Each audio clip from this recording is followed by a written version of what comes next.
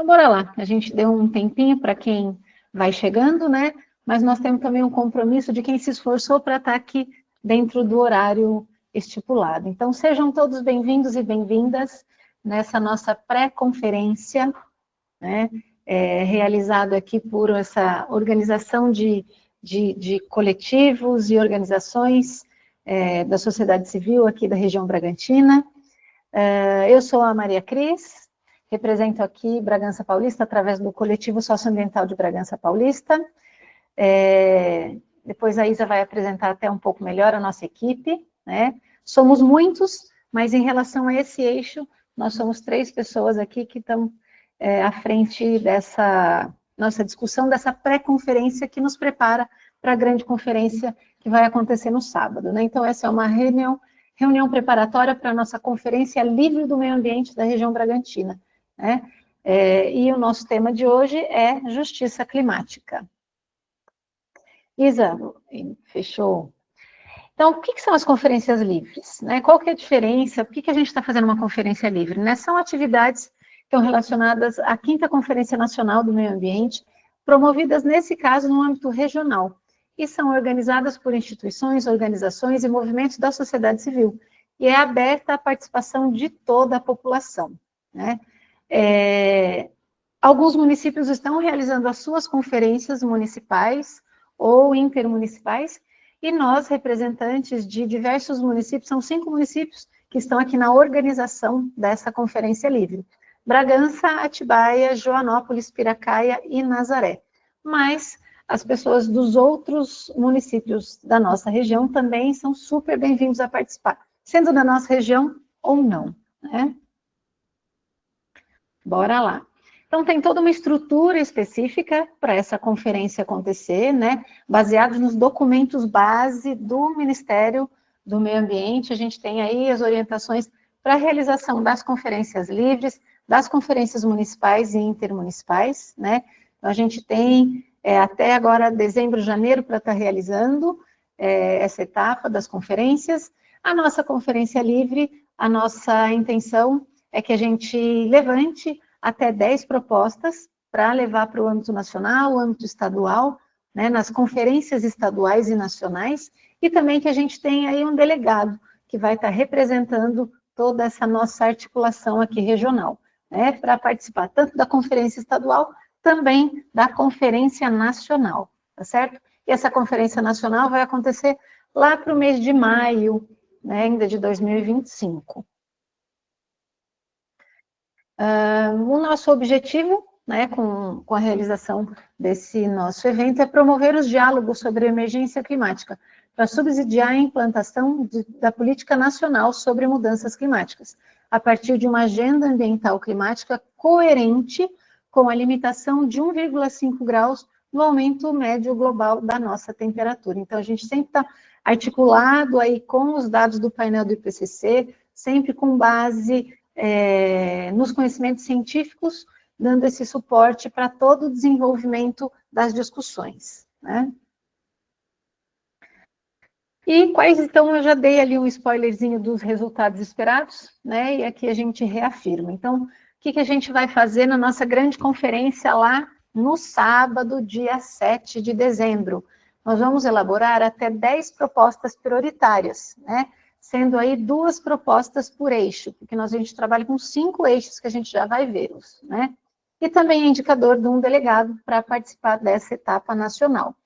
Essas propostas que a gente vai construir, que não é a intenção que a gente construa essas propostas hoje, mas que a gente já vai construindo uma base de ideias para elaborar melhor essas propostas no sábado, né?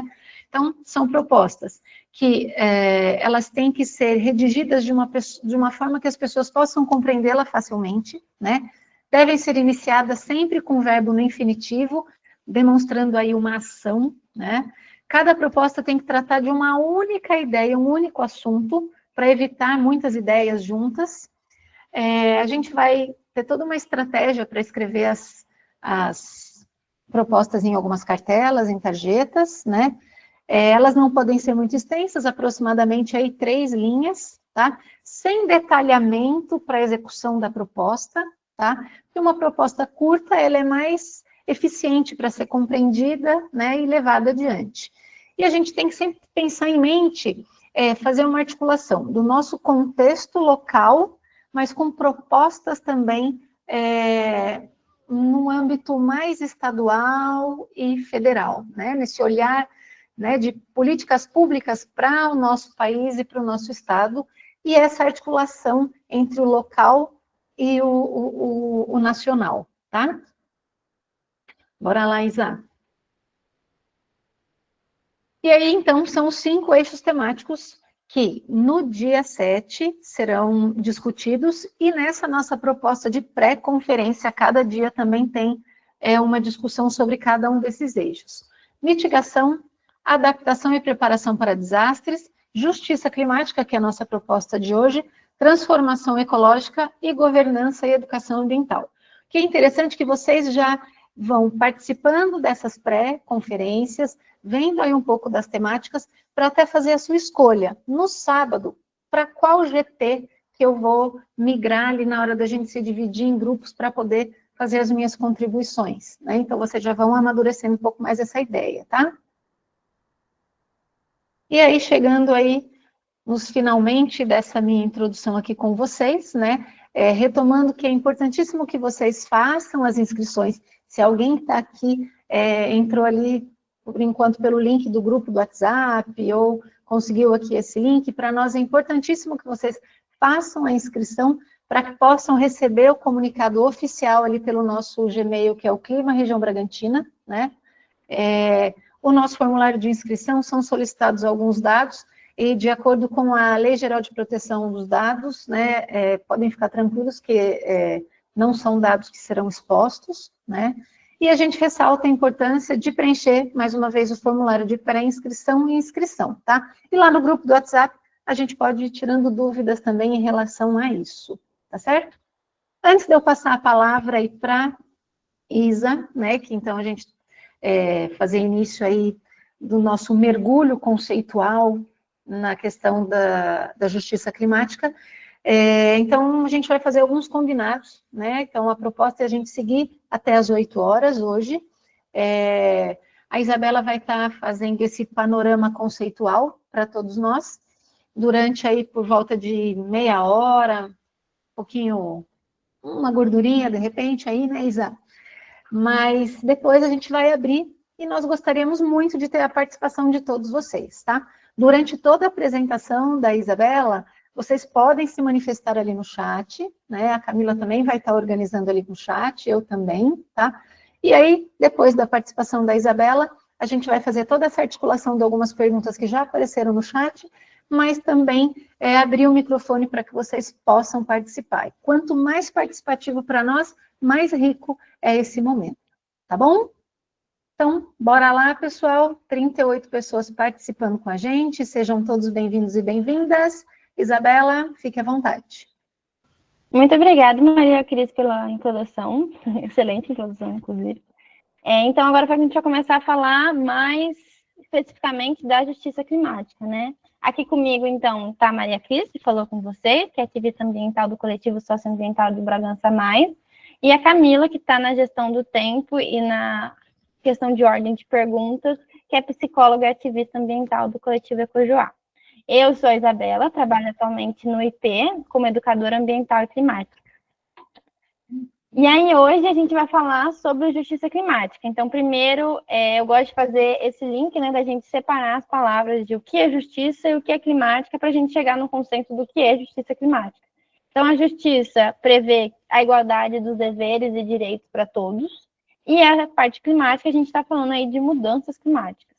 Então, primeiro, a gente vai começar a falar da justiça. O que é a justiça, né? O que a gente entende sobre justiça? Então, segundo o que está na nossa legislação, é um conceito abstrato, imparcial, que vê que todos os cidadãos têm que ser tratados da mesma forma, com igualdade, né? Então, todo mundo é parte de um mesmo grupo social e a gente precisa trazer um equilíbrio para isso. Então, a justiça, dentro da nossa legislação, traz muito isso sobre igualdade. Mas será que a gente realmente tem que olhar para todo mundo de forma igual? A gente tem que ter todos os direitos e deveres de forma igualitária? Aqui eu trago uma tirinha, né, de onde vocês veem que tem 3 pessoas, Uma pessoa está vendo claramente o jogo, o outro com alguma dificuldade e o outro não está vendo. E aí, num segundo caso, essas pessoas estão em banquinhos separados, então não no mesmo banquinho igual nessa primeira situação. E aí a gente vê que nem todo mundo partiu da mesma base, né? Então aqui a gente traz a diferença de igualdade e equidade. Igualdade é a gente trazer todos os direitos e deveres de forma igual para a pessoa. Equidade é a gente entender que as pessoas estão partindo de lugares diferentes e que por isso precisam de direitos diferentes para poder estarem vendo, né, aqui no caso, o jogo da mesma forma. Né? Então aqui a gente trouxe um pouco sobre o que é justiça. Então, se a justiça é mesmo desse panorama da igualdade ou é mais da equidade. E agora a gente vai falar um pouco das mudanças climáticas, que é a nossa segunda metade da palavra. Né? E o que isso tem a ver com a justiça. Mas primeiro a gente vai fazer uma revisão rapidinha do que são essas mudanças climáticas, né? Por que a gente está falando sobre elas? Segundo a ONU, essas mudanças climáticas são transformações que ocorrem ao longo prazo nas questões de temperatura e clima, né? Elas podem ser naturais, mas atualmente elas são impulsionadas pela atividade humana, né? Principalmente pela queima de combustíveis fósseis como carvão, petróleo e gás. Então, aqui rapidinho para vocês terem uma pequena pincelada. Basicamente o que acontece, né? O efeito estufa, né? Que é essa camadinha, a gente fala que é um cobertor, a gente acaba engrossando essa camada que impede que os gases, que a radiação solar volte para o espaço, né? Então a gente engrossa essa camada através da emissão de gases de efeito estufa, que é a queima do carvão, a queima do petróleo, e aí esses raios acabam não conseguindo voltar para a atmosfera e acabam refletindo cada vez mais para o planeta Terra. Então a gente acaba aumentando a nossa coberta e deixando o planeta mais quente. Então é basicamente isso que acontece, assim, bem resumidamente. E aí, falando sobre emissões, né, aqui eu trouxe o panorama dos 10 países que mais emitem CO2 per capita. Então a gente tem ali os Estados Unidos em primeiro lugar, em segundo lugar, a Rússia, Coreia do Sul, e se a gente olhar aqui embaixo, estamos aqui no top 10, né? O Brasil é o 9º país que mais emite CO2 por pessoa, tendo 6,88 toneladas de CO2 por pessoa, né? Se a gente olhar para os Estados Unidos, é uma quantidade baixa, mas a gente está no top 10. E como que vocês acham que o Brasil emite tanto, né? Porque aqui, se a gente olhar para trás, a gente tem países extremamente industrializados e a gente não está nesse nível de industrialização, né? Então, da onde vêm as nossas emissões? E aqui está um gráfico ao longo do tempo, né? De 1990 a 2022. Aqui na parte verde, que é a maior parte, vocês veem que está relacionada à mudança de uso da terra e da floresta. Então, basicamente, a maior parte a gente está nessa condição, esse é o motivo, e depois vem a agropecuária, por fim, energia, processos industriais e resíduos. Então, diferentes dos outros países que estão ali no top 10, o nosso é causado principalmente pela agropecuária e pela mudança do uso da terra, que aí a gente pode pensar em desmatamento da Amazônia, em outras questões que vêm ocorrendo dentro do Brasil. E como que a nossa região, né? Então, aqui falando da região Bragantina, que é o que a gente está trazendo, como que a gente emite tanto? Então, aqui eu trouxe um mapa do mapa de biomas sobre como está o nosso território. Então, essa parte destacada que vocês estão vendo aqui é a região Bragantina. Aqui a gente consegue ver que essa parte beijinha é a parte de agropecuária, que no momento tem 58% do território, seguido da área de floresta, que é a parte que está mais verde aqui, que é 31%, seguido de não vegetada, que é a área vermelha, então áreas desmatadas, e a área azul, que é o corpo d'água, que na nossa região também é bem expressante por conta das represas.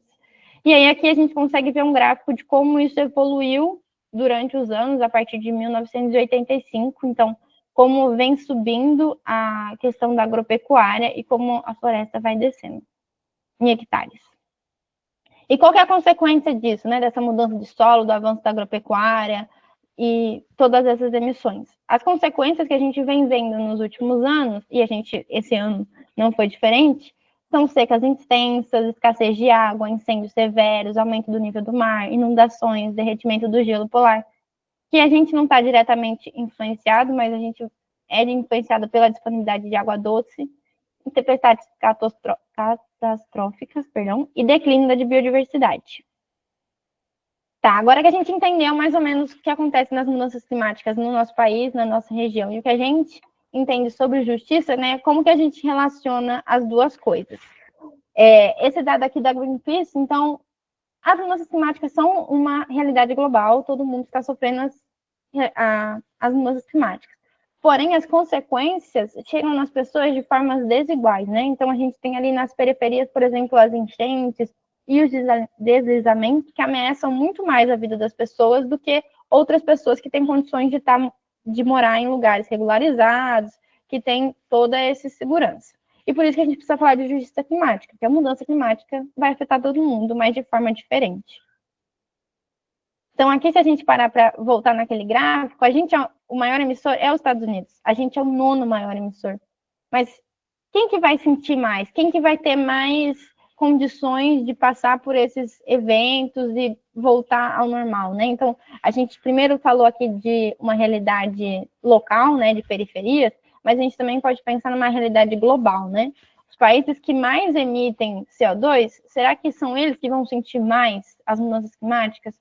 Ou será que são os países mais emergentes que vão sentir essas mudanças climáticas, mesmo eles não tendo emitido tanto CO2?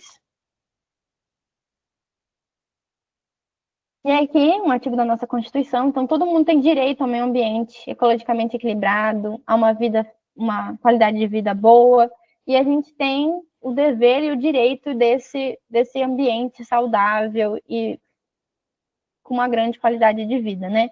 Então a gente tem isso garantido pela lei e a gente precisa fazer isso vingar, e aí por isso a gente está aqui nesses espaços de discussão e de construção de projetos de lei. Segundo o relatório Luz, de 2020, em 2018, mais de 1 milhão de pessoas foram prejudicadas por enchente e quase 43 milhões foram atingidas por secas e estiagem. 90% dessas pessoas estão na região Nordeste. Aí a gente cabe a reflexão. O Nordeste é o maior emissor de emissões de gases de efeito estufa? Se sim, né? Tá, mas e se não? Por que eles que estão sofrendo mais, né? O que está acontecendo? E até onde isso é justo. Então, aqui algumas notícias. Não, catástrofes naturais já causam 37,3 bilhões de prejuízo no Brasil. Então, até quando a gente vai aguentar isso e até quanto a nossa economia vai aguentar essa questão. Estudo alerta que ondas de calor podem ficar piores que o previsto. Então, a gente está vendo aqui que são notícias extremamente recentes, de 2 dias, de 2 semanas, de 3 meses, né? Calor extremo, seca, fogo e fumaça pioram nessa semana. E aí, quem vai ser mais prejudicado por isso? Aquecimento global provocou a maioria dos fenômenos extremos dos últimos 40 anos. Então, a gente vê que não é uma coisa recente. E aqui algumas notícias da nossa região. Então, Bragança Paulista intensifica combate a incêndios e queimadas no município. Incêndio destrói vegetação na Serra da Bocaina. Risco de incêndio fecha Parque de Itatinga e Pedra Grande em Atibaia. Incêndio em Bom Jesus já queimou área equivalente a 140 campos de futebol. Fortes chuvas inundam ao menos 500 casas em Bragança. Então, o quanto que a nossa realidade está sendo influenciada por isso, né? Não é uma coisa distante, é uma coisa que está do nosso lado. Aqui a gente tem um gráfico do Adapta Brasil, que foi uma medida que saiu do plano de adaptação climática do governo. Então, a gente tem aqui o índice de risco para deslizamento de terra, que o nosso é baixo, mas aqui a gente consegue ver a vulnerabilidade, a exposição e a ameaça. Aqui tá Bragança Paulista, gente, mas é a região de Bragança Paulista, né? Dá para ver aqui que tem Atibaia escrito e Piracaia, né? Aqui ele mostra por regiões. Então, toda essa área destacada é a região de Bragança Paulista. A gente vê que tem outras áreas que são tem maior risco, mas a gente tem um risco baixo. E aí, com relação a inundações, enxurradas e alagamentos, a gente está mais vulnerável nessa questão, né? Então, a gente tem uma exposição maior e uma ameaça maior em questões de inundações e enxurradas. Isso segundo o Adapta Brasil. Aqui algumas notícias, então, de quem estão sendo afetados por esses fenômenos. Então, os países mais pobres são os que menos contribuem com as emissões de gases de efeito estufa e devem ser os mais afetados. E aí, então, quem que precisa de justiça climática? Então, a gente já falou que é necessário, que as pessoas não vão sentir diferente. Mas quem que vai precisar disso? Então, aqui, um pouco dos grupos que são afetados. Então, os idosos, eles têm um sistema imunológico mais frágil e são pessoas que estão mais suscetíveis e mais vulneráveis a esses eventos. Aqui a gente está falando um pouco sobre racismo ambiental. Então, esse aqui é um fato, né? O Brasil, ele é um país que tem um racismo estrutural, onde as pessoas pretas predominantemente estão em classes mais pobres. Então, aqui, o quanto que as pessoas mais ricas no Brasil emitem, então 10% mais ricos emitem 50% da emissão de carbono no Brasil, e os 50% mais pobres só 10%. E aí, quem que no final vai sofrer mais, né? As consequências de destruição recaem sobre os mais de baixo, né? A questão da queima, da falta de água, da enchente, das pandemias, enquanto a classe mais rica está se beneficiando do agronegócio, da mineração, da pecuária, do petróleo, da especulação imobiliária, que está causando todos esses eventos. Então, aqui é uma frase que eu gosto muito: sem justiça racial, não há justiça climática. Aqui tem alguns dados sobre raça daqui da nossa região. Então, quanto da população de Atibaia, de Bom Jesus, Bragança e Nazaré está dentro da raça, se considera branco, preto, amarelo, pardo, indígena, ou não se declara, né? Então, a gente vê aqui as quantidades de cada raça que está na nossa região. E segundo aqui o IBGE. É da renda média, né? A renda média por identificação aqui, né? A renda média, aí a gente pode observar que a renda média das pessoas pretas acabam sendo rendas médias menores do que as brancas, né? Que a gente vê esse dado refletindo aqui na nossa região também, né? Sim, Desculpa, Isa. Imagina, muito obrigada pelo apontamento. E aí a gente consegue também comparar entre cidades, né? Cada realidade de cada cidade que aqui foi apontada. Então, outro grupo, né? De acordo com a OMS, 93% de todas as crianças do planeta respiram ar que contém concentrações mais elevadas de poluentes do que aquelas consideradas seguras. E cerca de 7 milhões de mortes prematuras por ano são atribuídas à poluição do ar. Ou seja, 80 pessoas por hora ou 13 por minuto acabam perdendo a vida de forma prematura por conta da poluição. Então, já é uma realidade que já está ocorrendo. E aqui também a mesma questão dos mais idosos, né? Eles têm um sistema imunológico mais frágil, que é afetado pela poluição de forma mais abrupta.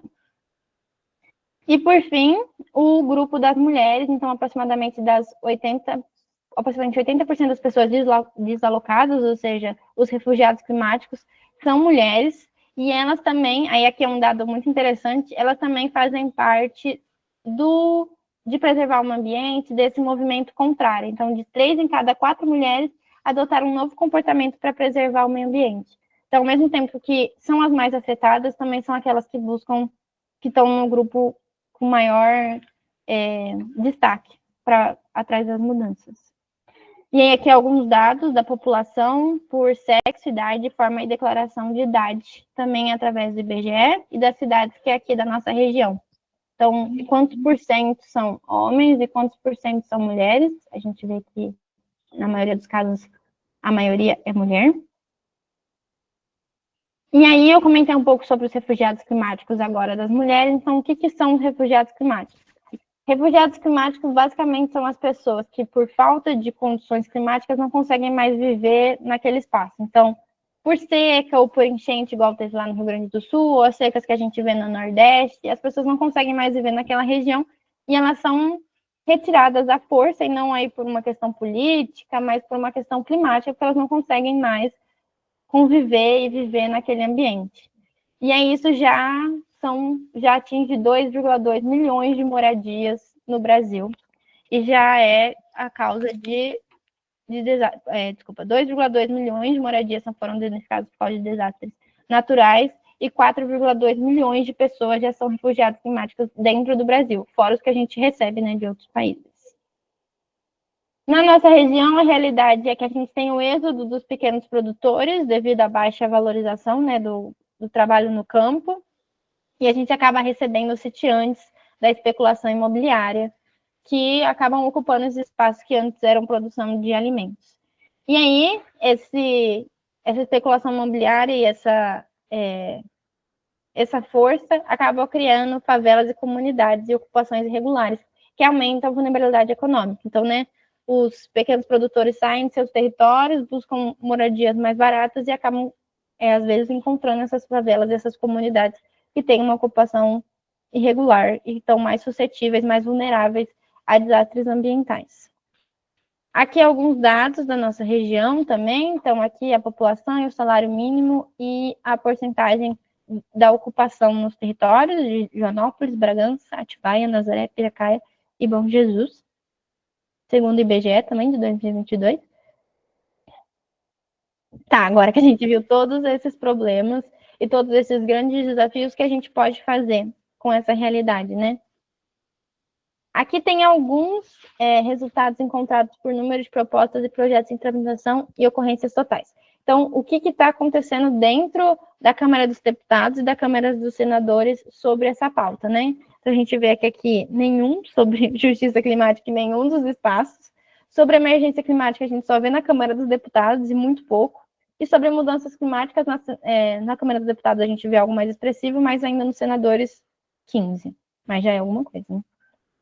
E aí, aqui atrás, olhando para as políticas públicas e a justiça climática. Então, quantas políticas relacionam mudanças climáticas e baixa renda? A gente tem uma só no Rio de Janeiro. Com criança, só uma. Equidade, 2. Então, aqui a gente consegue ver os estados que já têm alguma questão que relaciona a política pública e com qual tema, né? Aqui o que a gente vê mais expressivo é os povos e com relação indígenas. E os vulneráveis, que aqui tem 20.